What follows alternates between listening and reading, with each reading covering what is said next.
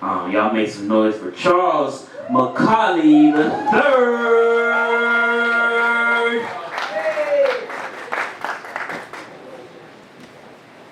Hey there, everybody. How y'all doing?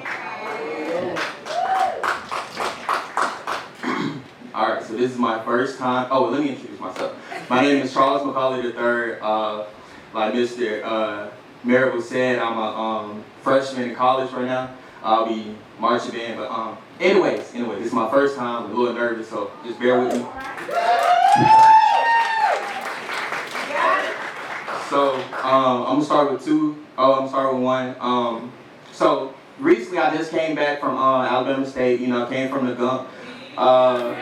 Yeah.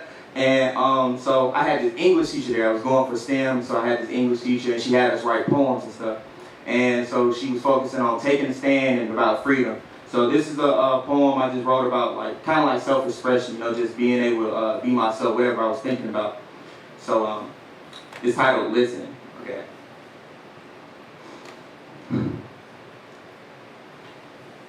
Listen. You don't know me, just like I don't know you. And honestly, it's pretty mind-boggling how you people develop in your thinking that you know how I'm feeling, based off words that I'm speaking with my southern vernacular in this awfully stacked up pattern that just rolls off my tongue with a sense of importance. Like my words truly matter because they don't. Seriously, they don't. At least that's what the system showed me. Picture this. If a girl walks down the street all by her own, and a couple of guys come up, body built like Broly, it's okay for them to have their way, get to know her body, like stealing rights their joy and stealing freedoms their hobby.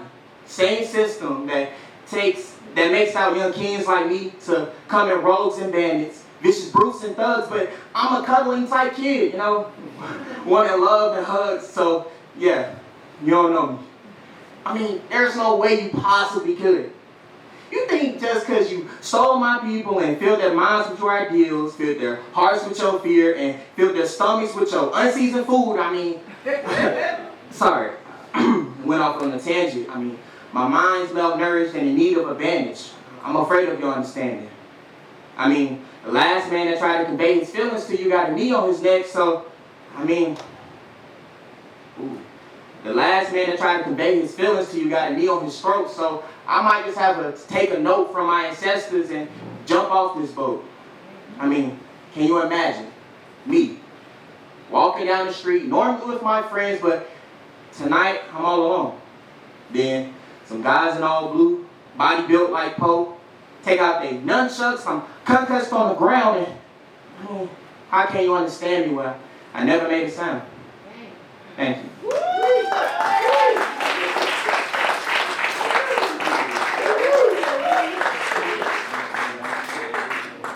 Alright, so this next poem is titled Freedom.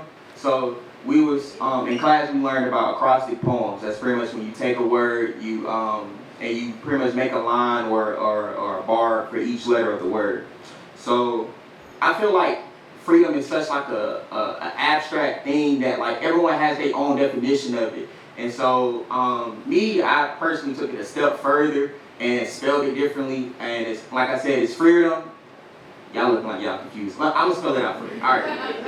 So it starts with F. F is for fate because it doesn't really exist. It's only a figment of our imagination. R is for rustic. It seemed like an old-timey tale that they tell us to give in to their oppression. E is for exploitive. I think that's pretty self-explanatory. Another E is for everyone except me. R is for the reaper of death. People will die for their freedom. D is for dangerous. No one can truly be free without putting themselves at risk first in the process. O is for obscure. There's so many definitions for the words that no one seems to understand what the hell it means. And finally, M is for magnetic. Everyone seems to want it, and it's like it's pulling us slowly towards it. And once we get so close that we can reach out and touch it, but it seems like we have the same pole. And because some poles repel, we never make it out, and we feel its energy. It toys with us and dangling the carrot in front of our face, but never allowing us to grab it.